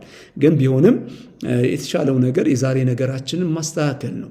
ትክክለኛውን አካሄድ ውስጥ መስመር ላይ መግባት ስለሆነ እነዚህን እናያቸዋለን። እንግዲህ አንደኛው አሊጎሪዝም ረጅም ተለዋጭ የሚባለው የአተረጓጎም ሂደት ነው። አሊጎሪዝም ተብሎ ይጠራል፣ ወይም ረጅም ተለዋጭ ተብሎ በአማርኛ ሲቀመጥ እናያለን። ይህ አሊጎሪዝም ረጅም ተለዋጭ የሚባለው አተረጓጎም ዘዴ ቀላል ትርጓሜ ከማነበው ምንባብ በስተጀርባ ሌላ ድብቅ መልእክት አለ ብሎ ተርጓሚው ያምናል። ከማነበው ምንባብ በስተጀርባ ፊት ለፊት የማይታይ ሌላ ድብቅ መልእክት ወይም ፍቺ አለ። ይህን ድብቅ መልእክትና ፍቺ ረጅም ሰዓት በማሰላሰል በመጸለይ ለኛ ሲሆን በመጸለይ ረጅም ሰዓት በማሰላሰልና በመመሰጥ አወጣዋለሁ ብሎ ያምናል። ከዚህም የተነሳ ረጅም ሰዓት በማሰላሰልና ወይም በመጸለይ ጌታ ገለጠልኝ ብሎ ስናነበው እኛ ማናየውን ነገር ግን ከበስተኋላ እግዚአብሔር ነገረኝ ብሎ አዲስ መልእክት ያቀርብልናል። ስለዚህ በቀጥታኛ ብናነበው ያንን መልእክት አናገኝም። ግን ይህን ክፍል ጌታ እንዳስተማረኝ ወይም ይህን ክፍል መንፈስ ቅዱስ እንዳስተማረኝ ብሎ መንፈስ ቅዱስ ያስተምራል፣ ጌታ ያስተምራል። ግን የሚያመጣልን ነገር ምንባቡ ላይ እኛ የምናየው አይደለም። ሌላ እኛ ብናየው የፈለገ 10 ጊዜ ብናየው አይታየንም፣ ሌላ ነገር። ስለዚህ ይሄ እንግዲህ ረጅም ተለዋጭ ወይም ደግሞ የአሊጎሪዝም አካሄድ ተብሎ ይጠራል። ይሄ እንግዲህ በደንብ እንዲገባን ከመነሻው ጀምረን የት ተጀመረ፣ እንዴት እያደገ መጣ፣ ይሄ እንግዲህ በደንብ እንዲገባን ለማድረግ ነው። አሊጎሪዝም ረጅም ተለዋጭ ግሪክ ሀገር ውስጥ ነው የተጀመረው። ግሪክ ውስጥ ወደ ኤርሊ ወደ 500-600 ቢሲ ስንሄድ 2 ጎሳ ሲቲ ስቴት ነበረች ግሪክ። የከተማዎች ፌዴራል ሀገር ነበረች። ሁሉም በየራሱ በፌዴራል ስርዓት የሚመራባት አገር ነበረች እና በአመት ወደ 40 ወይም 50 ጊዜ ይሰበሰቡና በሚያስማማቸው ነገር ላይ ብቻ የጋራ ውሳኔዎችን ይወስናሉ። ራሱ ግን እያንዳንዱ ሀገር ኤርሊ ወደ ኋላ ስትሄዱ ወደ 500 ከአዲስ ኪዳን ወደ ኋላ 500 ቢሲ አካባቢ ስትሄዱ እንደዛ አይነት አካሄድን የምትከተል አገር ነበረች። ግሪክ ላይ 2 ጎሳዎች ነበሩ፣ ፕሌቢያንስ እና ፓርቲጂያንስ የሚባሉ ጎሳዎች ነበሩ። እነዚህ ጎሳዎች ለ100 ዓመት ጦርነት ያደርጋሉ። ለ100 ዓመት ጦርነት ያደርጋሉ። ምናልባት እንግዲህ እነዚህ አይነት ትምህርቶችን ደጋግማችሁ መስማት ያው የተቀዳውን ፖስት ስለማደርግላችሁ ደጋግማችሁ መስማት በጣም ይፈልጋል። አንዴ ሳይሆን በደንብ እጃችንም ላይ ተቀምጦ ረጋ እያለን መስማት አለብን እና እነዚህ ፕሌቢያንስ ኤንድ ፓርቲጂያንስ ከ100 ዓመት በላይ ጦርነት ያደርጋሉ። ከ100 ዓመት በላይ ጦርነት ካደረጉ በኋላ ምንም አሸናፊ ሳይኖር ክስረቱ ማለት እንችላለን። በቃ አድክሟቸው ጦርነቱ ያበቃል። ጦርነቱ ካበቃ በኋላ ሄሶድ የተባለ የግሪክ ፈላስፋ ታሪክ ጸሐፊ ምንድነው ፕሌቢያንስ እና ፓርቲጂያንስን እንዲዋጉ ያደረጋቸው የሚለውን ነገር ለማጥናት ይንቀሳቀሳል። ከተለያዩ ፈላስፋዎች ጋር በመሆን ይህን ታሪክ ለማጥናትና ለማስቀመጥ ምንድነው ያዋጋቸው፣ የጦርነቱስ ውጤት ምንድነው፣ የጦርነቱስ ምክንያት ምንድነው፣ ምንድነው የመጣውስ ነገር የሚለውን ለማጥናት ሄሶድስ ከተለያዩ ፈላስፋዎች ጋር ሆኖ እንቅስቃሴ ያደርጋል እና ታሪክ ስራዎችን ለመስራት እንቅስቃሴ ያደርጋል። በዚህ ሰዓት በዛ ውስጥ የተገነዘቡት ነገር ግሪክ የብዙ ፈላስፋዎች አገር ነች፣ ግን ብዙ ፍልስፍና የተነሳባት አገር ነች። ነገር ግን የራሷ እምነት የላትም። ወደኋላ 600 ቢሲ ላይ ብትሄዱ የፍልስፍና መሰረት የሆኑት እነ ቴሬስ፣ አናክሲማነስ፣ አናክሲማንደር የተነሱባት አገር ነች። በኋላም ላይ ያለ እነ ሶቅራጥስ፣ እነ አርስቶትል፣ እነ ፕላቶ፣ እነ ሄራክለተስ እያለ እነ ሆሜር፣ እነ አርኪሜዲስ ብዙ ፈላስፋ የተነሳባት አገር ነች እና ራሷን በብዙ ፈላስፋዎች የእውቀት አገር አድርጋ የምትጠራ የተለየች አገር፣ ዓለምንም መምራት አለብን ብለው የሚያስቡት የተማረው ነው። ያው የግሪክ ፊሎሶፊ ከተማራችሁ ፊሎሶፊ ላይ አንዱ ገቨርንመንት ወይም ፖለቲካል ፊሎሶፊ የሚል ነው እና እዛ ውስጥ እንግዲህ አንዱ የሚነሳው አገር በማን መመራት አለባት ነው። እነ ፕላቶ እና አርስቶትል የተለያዩ ሰዎች ያስቀመጡት ነገር አለ። አገር በተማረው ሰው መመራት አለባት እንጂ በወታደር መመራት የለባትም፣ በነጋዴ መመራት የለባትም። አገርን መምራት ያለበት ፈላስፋው ነው፣ የተማረው ነው ይላሉ እና እንደዛው መጠን ዓለምንም መምራት ያለብን ፈላስፋዎችና የተማርን እኛ ስለሆንን እኛንን ብለው ነው የሚያስቡት። ስለዚህ እነ ሄሶድስ ይህን ነገር ሲያጠኑ፣ ይህን ታሪክ ሲያጠኑ አንድ ነገር ይገነዘባሉ። ግሪክ ዓለምን ለመግዛት ፍላጎት አላት። በተለይ ከፊሊፕ II ጀምሮ በሜዶ ፋርስ ኢምፓየር ዘመነ መንግስት ላይ ትዝ ይላችኋል፣ ዳንኤል ስንማር ተመልክተነው ነበር።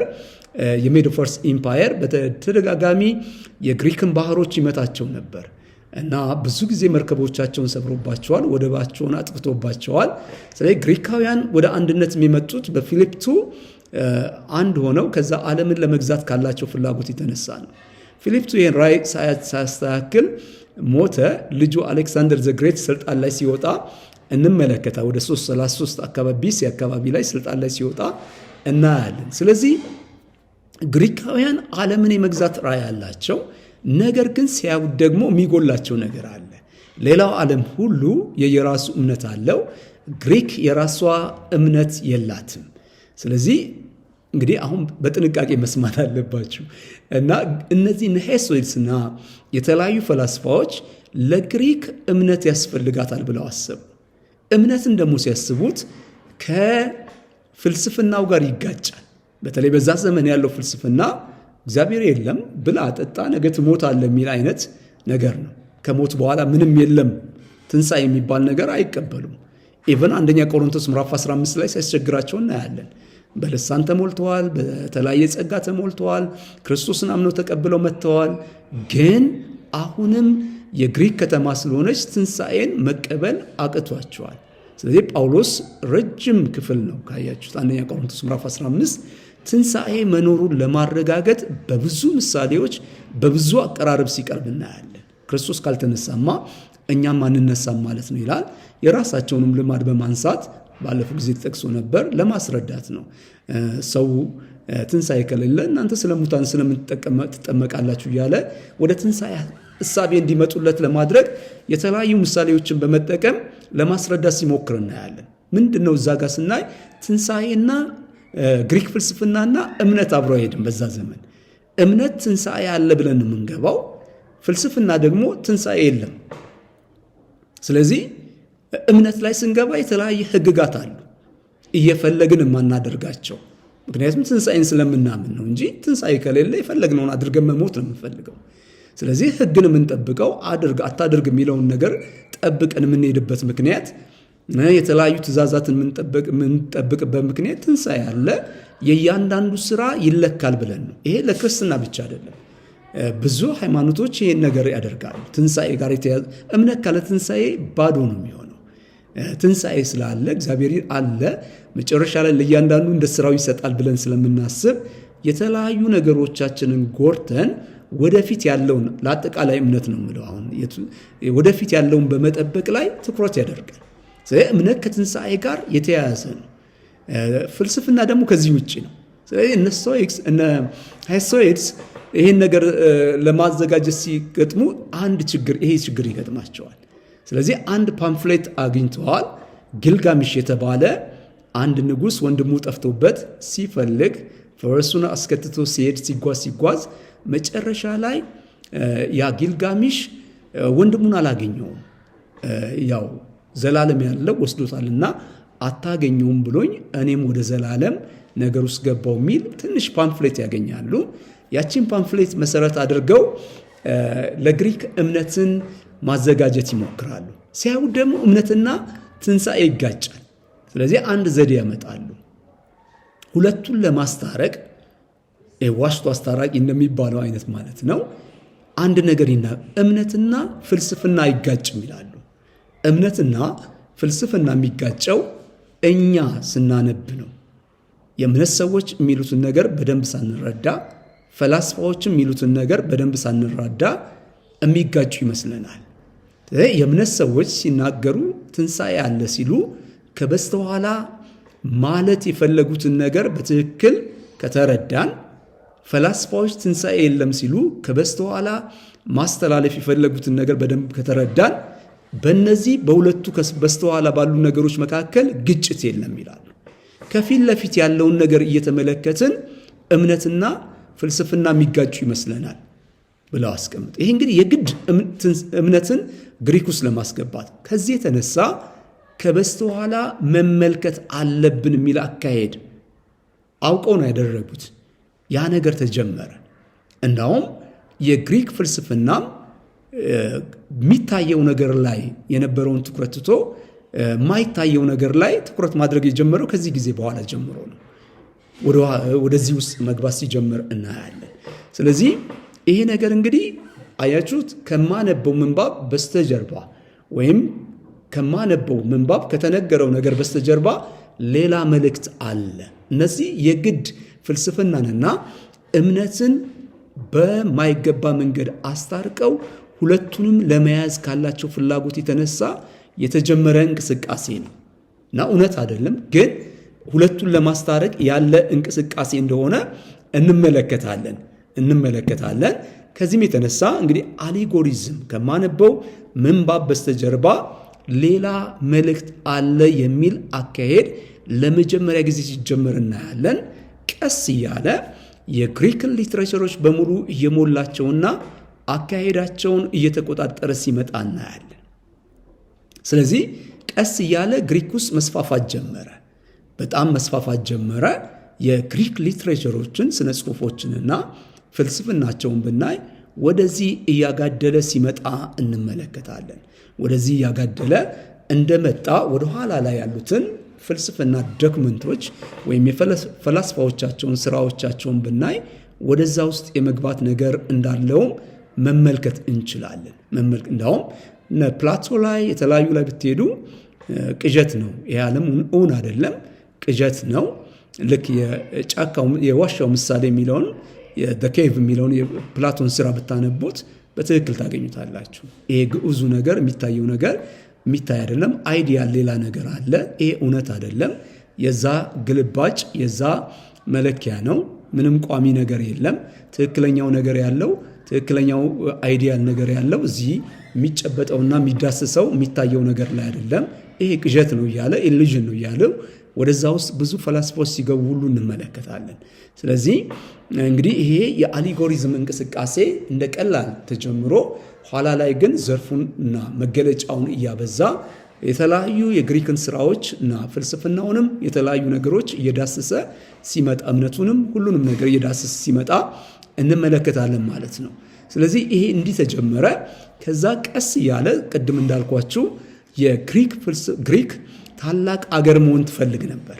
ስለዚህ ለረጅም ጊዜ በሜዶ ፋርስ ኢምፓየር በነ አርጤክሲስ እና በነ ተለያዩ ቂሮስ እና አርጤክሲስ እና ዳሪየስ እና የተለያዩ ሜዶ ፋርስ ኢምፓየር ላይ የተነሱ ነገስታት ወደ ምዕራብ አቅጣጫ በመሄድ የግሪክን ወደቦች በተመደጋገም ይመቱ ነበር። ስለዚህ ያን ለመገልበጥ ፊሊፕ አጠቃላይ ግሪክን መጀመሪያ ወደ አንድነት አመጣ። ወደ አንድነት ከመጣ በኋላ ዓለምን መምራት አለብን ብሎ ይሄን ራይ ሰነቀ። ይሄን ራይ ከማሳካቱ በፊት ግን ፊሊፕ ሲሞትና በሱ ምትክ የ20 ዓመት ልጁ አሌክሳንደር ዘግሬት ሲነሳ እናያለን። ታላቁ እስክንድር ሲነሳ እንመለከታለን። ታላቁ እስክንድር በፈላስፋዎች ስር የተማረ ነው። ከዚህም የተነሳ ዓለምን ለመግዛት ምን ላድርግ ብሎ ሲጠይቅ እናያለን። ዓለምን በሙሉ ለመግዛትና እስከ መጨረሻው በአንተ ስር ለማስቀመጥ ዓለም ሁሉ ግሪካዊ እንዲሆን አድርጋት። የግሪክን ባህል እንዲቀበል የግሪክን ባህል የግሪክን አካሄድ የተቀበለ በሙሉ ግሪካዊ እንዲሆን ፍቀድ አሉት። ይህ እንግዲህ እያንዳንዱ ኢምፓየር ዓለምን ጠቅልሎ ለመያዝ የራሱን ነገር ይሰራል። ግሪካውያን ይህን ነው ይዘው የመጡት። ስለዚህ የግሪክን አመጋገብ፣ የግሪክን ባህል፣ የግሪክን አለባበስ፣ የግሪክን ስነ ጽሑፍ፣ የግሪክን ፍልስፍና በየገቡበት ከተማ በማስፋፋት ሁሉም ሰው ግሪካዊ ከሆነ እስከ መጨረሻ ድረስ ለግሪክ ኢምፓየር ይገዛል የሚል እሳቤ ስለነበራቸው አብረው ይዘው የግሪክን ፍልስፍናና የግሪክን ባህል ይዘው ወጡ። ይሄ ሄሌናይዜሽን ተብሎ ይጠራል። ታላቁ እስክንድርስ በአጭር ጊዜ ውስጥ ከ333 ከ321 ቢሲ ድረስ ወደ 700 ከተማዎችን እንደገነባ ይነገራል። ዓለምን በአጭር ጊዜ እንደያዘ ይነገራል። እንደ ዳንኤል 8 እና 7 ላይ ዊዛውት ተችንግ ዘ ግራውንድ ይለዋል። ልክ በአየር ላይ የመብረር ያክል በ11 ዓመት ዓለም ተብሎ የሚታወቀውን በሙሉ ተቆጣጥሮ ይዞት ነበር። ለዚህ ነው ዊዛውት ተችንግ ዘ ግራውንድ ብሎ መሬትን ሳይነካ ይለዋል። በአየር ላይ የመብረር ያክል ነው። በጣም ኃይለኛ የውጊያ ስትራቴጂ ያለው ነው። ያ ብቻ አይደለም፣ እንደገናም ደግሞ ዓለምን መያዝ ብቻ ሳይሆን ከተማዎችን እየገነባ ለምሳሌ ግብፅ ላይ ያለችውን አሌክሳንድሪያ ከተማ በራሱ ስም ነው የሰየማት። ገንብቷት በራሱ ስም ነው እየገነባ የፍልስፍና ትምህርት ቤቶችን እየከፈተ በመላው በዛ ዘመን ዓለም ተብሎ በሚታወቀው ሁሉ ላይ አሻራውን ማስቀመጥ ችሏል። ስለዚህ የግሪክ ባህል፣ የግሪክ ፍልስፍና፣ የግሪክ አለባበስ፣ አመጋገብ፣ የግሪክ አኗኗር፣ የግሪክ ቋንቋ፣ ፍልስፍናው በየቦታው እንዲሰራጭ አድርጓል። ከዚህ ጋር አብሮ የአሊጎሪዝም እንቅስቃሴ ሲወጣ እናያለን። ከዚህ ጋር አብሮ ወጥቷል። አብሮ ሲወጣ እንመለከታለን። ከዚህም የተነሳ ግሪክ ላይ የተጀመረው የአሊጎሪዝም እንቅስቃሴ ከግሪክ የመስፋፋት እንቅስቃሴና ከሄሌናይዜሽን ፕሮግራም የተነሳ ወደ ተለያየ ዓለም ውስጥ እንደገባ ማረጋገጥ እንችላለን። ወደ ተለያየ አይሁድ ላይ እንደገባ ማረጋገጥ እንችላለን። እንግዲህ ሳምንት ምን እናደርጋለን? ከግሪክ ከወጣ በኋላ እንዴት አይሁድ ላይ እንደገባና በተለይ በእነዚህ በዘመን ላይ በነበሩት የአይሁድ መጽሐፎች ላይ እንዴት እንደተጸባረቀ በምሳሌ ያሳያችኋለሁ። ኢንተርቴስታሜንታል ፔሪየድ ላይ በነበሩት የአፖክሪፋልና ሲዶግራፊካል መጽሐፎች ላይ ያ አሊጎሪዝም ወይም ረጅም ተለዋጭ መጽሐፍ ቅዱስን ራሱ ነክቶት እንዴት እንዳለፈ ይሄ ትርጓሜ መጽሐፍ ቅዱሶችን እንዴት እንደነካና በነዛ ስራዎቻቸው ላይ እንዴት እንደገባ ለዚህም ደግሞ ኃላፊነት የሚወስደውን ሰው እንጠቅስና ምክንያቶችን የምናስቀምጥና አሊጎሪዝም ግሪክ ላይ የተጀመረው እንዴት እዚህ እንደገባ አይሁድ ላይ እንደገባ ከአይሁድ ላይ ደግሞ መጀመሪያ ክፍለ ዘመን ላይ ያለችው ቤተክርስቲያን ላይ የገባበትን ሁለት መሰረታዊ ምክንያቶችና እንመለከትና ዛሬስ አለው የሚለውን ለማየት የተለያዩ ምሳሌዎችን እንመለከታለን። እንግዲህ ዛሬ ከትርጉም አይነቶች አንዱን ረጅም ተለዋጭ ወይም አሊጎሪዝም የሚባለውን ተመልክተናል። ቀለል ያለ ዴፊኒሽኑ ምንድነው? ከማነበው ምንባብ በስተጀርባ ሌላ መልእክት፣ ድብቅ መልእክት አለ። ይህን ድብቅ መልእክት ረጅም ሰዓት በማሰላሰልና በመጸለይ መንፈስ ቅዱስ እንዲገልጥልኝ በማድረግ አወጣዋለሁ ብሎ የሚከድበት አካሄድ ነው። ይሄ እንግዲህ ሁልጊዜ መንፈስ ቅዱስ ሲገልጥልን አሊጎሪዝም ነው ማለት አይደለም። እውነት ከሆነ ከመጽሐፉ መልእክት ጋር ማይዛባ ከሆነ መንፈስ ቅዱስ ይነግረናል፣ ያስተምረናል። አሁን ግን እያልን ያለነው ከመጽሐፉ መልእክት ውጪ እንግዳ የሆነ ስናነበው ማናገኘው ቅድም ልክ እንዳልነው ማለት ነው። ሰማይ የሚለውን ሌላ ነገር አድርጎ ያስቀምጠዋል። ድንጋይ የሚለውን ጸጋ ነው ብሎ ያስቀምጠዋል። ወይም እንደዚህ በኋላ ምሳሌዎችን በመጽሐፎችን በተለያዩ ክፍሎች ላይ እንመለከታለን። እንደዛ አድርጎ የመሄድ አባዜና እንቅስቃሴ በሰባኪዎቻችንና በአስተማሪዎቻችን ላይ በየመድረኮቻችን ላይ ሲንጸባረቅ እናያለን። ያስደንቃል። ዲኮሬት የሆነ ነው፣ ከለርፉል የሆነ ነው፣ በጣም ደስ የሚል ነው ስንሰማው። ግን ምንባቡ ላይ ሄደን ብናይ አናገኘውም። እንግዲህ መንፈስ ቅዱስ ገለጠልኝ ወይም ጌታ አስተማሪኝ በሚል የሚቀርብ እንደሆነ ዴፊኒሽኑን እንድትይዙት ነው። ትርጓሜውን ከማነበው ምንባብ በስተጀርባ ሌላ ድብቅ መልእክት አለ። እኔ በቀጥታ በራሴ እንዲያንብቤ አላገኘውም። በመጸለይ በማሰላሰል ረጅም ሰዓት በማውጠንጠን ከበስተኋላ ያለውን መልእክት መንፈሱ ይገልጥልኛል ወይም የተለያየ መንገድ አወጣዋል ብሎ የሚኬድበት አካሄድ እንደሆነ እንድንረዳ ያስፈልጋል። እንግዲህ ለዛሬ ሳምንትም ጥያቄዎች ስላሉን ዛሬም ጥያቄ ብዙ ሰው ላይ እንደሚኖር አምናለሁ። አትፍሩ፣ መታችሁ ጠይቁ። በጎ በሆነ መንገድ ስንወያይ፣ ስንጨቃጨቅ፣ ስንነጋገር እየተቀረጽን እንመጣለን። ዝም ብለን ከሄደን ግን እንደያዝነው እንቀጥላለን። የመቀረጽ ስራችን ወይም ደግሞ የመተራረም ስራችን አይሳካም። ውጤታማ ማይሆን መማራችንም ለከንቱ እንዳይሆንብን ስንጠይቅ፣ ስንከራከርና ስንነጋገር ግን ወደ ጥሩ መገንባት ሂደት ላይ ስለምንመጣ ኢንካሬጅ አደርጋለሁ። ግን ከንቱኑ አትውጡ። የማይሆኑም ጥያቄዎች አትጠይቁ። የማይሆኑ ስል አንዳንዴ ጉንጭ አልፋ የሆኑ ጥያቄዎች አሉ። ዝም ብሎ እንዲህ ማለት ለማነጽ የማያገለግሉ ለመገንባት የማያገለግሉ ሜጀር ያልሆኑ ጉዳዮች ላይ ጊዜ አታጥፉ። እንደ እንትን ላይ ካቶሊክ ላይ የሚነገር ነገር አለ። ኦርቶዶክስም ካቶሊክም ላይ የተለያየ ቦታ ላይ በአንድ መርፌ ቀዳዳ ስንት መላእክት ያልፋሉ ብሎ ጭቅጭቅ ነበር። ኃይለኛ ጦርነት። ምንድን ነው ፋይዳው? ምንድን ነው ጥቅሙ? እንደገና ጌታ እራት ላይ ደግሞ ያያችሁ ካቶሊክ ላይ ካህኑ ሲጸልይበት ወደ ክርስቶስ ስጋና ደምነት ይለወጣል የሚል ትምህርት አላቸው። ከዛ የተነሳው ጭቅጭቅ ድንገት ቢወርቅና አንድ አይጥ ብትበላውስ ስጋዬን የበላ ደሜን የጠጣ ይድናል ተብሏልና ይሄ ዝም ብሎ ተረት ተረት ጭቅጭቆች ናቸው። መንፈሳዊ የሚመስሉ ተረት ተረት ከሆኑ ጭቅጭቆች ራሳችንን ማውጣት አለብን። የሚያንጸንን፣ የሚያስታጥቀንን፣ ለአገልግሎት የሚጠቅመንን እንደዚህ አይነት እሳቤዎች ላይ ነው ውይይትም ስናደርግ። እኔ አንዳንዴ ውይይት ተብሎ ሰው በማይረባው ነገር ብዙ ሰዓት ሲያጠፋ እና ሲቀልድ እናያለን። ይሄ አይሆንም። የሚጠቅመንን ወደ ክርስቶስ መልክ የሚያመጣንን ነገ ወጥተን የምናገለግልበትን ለማገልገል የሚጠቅመንን ስንቆች ላይ ነው ጊዜ ማጥፋት። ጊዜ ውድ ነው፣ በጣም ውድ ነው። አሁን ላይ መስለን ይችላል። አጠናቃናት እንሄዳለን። ለዚህ ነው ክርስቶስ ሲናገር ቀን ሳለ የላከኝን ስራ ልሰራ ይገባል፣ የማይሰራባት ሌሊት ትመጣለች። ያኔ ውድ እንደሆነ ጊዜ ይገባናል። ሰከንድ ውድ እንደሆነ ይገባናል። እና አንዴ የእንግሊዟ ንግሥት ሞት አፋፍ ላይ ሆነው መጨረሻ ላይ የተናገሩትን ነገር አንብቤው ገርሞኛል። 2 ሰከንድ ሰጥቶኝ ያለኝን ንብረት ሁሉ የሚወስድ 2 ሰከንድ የሚሸጥልኝ ካለው ህይወት ላይ 2 ሰከንድ 2 ደቂቃ የሚሸጥልኝ ብለው ውድ ነው። ፋይናሊ ሲሆን በጣም ውድ ነው። አሁንም ውድ ነው። ስላላወቅነው እኮ ነው። እያንዳንዷን ጊዜ በአግባቡ ለሚገነባን ነገር መጠቀም አለብን። ማይክ ፍሪ ያደርግላችሁና እንነጋገራለን። ይህን ደግሞ በኋላ ፖስት አደርግላችኋለሁ። ይህን ትምህርት አደራ ለማይማሩ ሰዎች አንሰጥም። ተከታትሎ ለመማር አጀንዳ የሌላቸው ሰዎች አትስጡት። ምክንያቱም ደግመንም እንድናስተምረው ሰዎች እንዲገነቡ ፊት ለፊት እንዲታነጹ ስለምንፈልግ እንጂ ለመደበቅ አይደለም፣ እንዲማሩ። ከዚህም ቀጥለን ወደ ዲፕሎማ ዲግሪ ሌቭል እያልን ስለምንሄድ ሰዎች በትክክል መንገድ እንዲመጡና እንዲቀረጹ ለማድረግ መተው ጊዜ ዋጋ ከፍለው ቁጭ ብለው አዳምጠው እንዲማሩ እንዲህ የምናደርግባቸው ከክፍያም ውጭ የምናደርገው ያው ሲከፈል ጥሩ ነው እኔ ሳስበው። ምክንያቱም የከፈለበትን ነገር ሰው ይጠነቀቃል። ያልከፈለበትን ነገር ግን እዚህ ቦታ ላይ ሌላ ዓላማ እንዳይዝ ብለን ነው ነፃ ያደረግነው። ስንከፍልበት ግን አንዳንዴ ጥሩ ነው። ምክንያቱም ብሬን ካወጣሁበት መማር አለብኝ፣ ለምን አረፈደ፣ በትክክል አላስተማረኝም ሁሉ ይመጣል።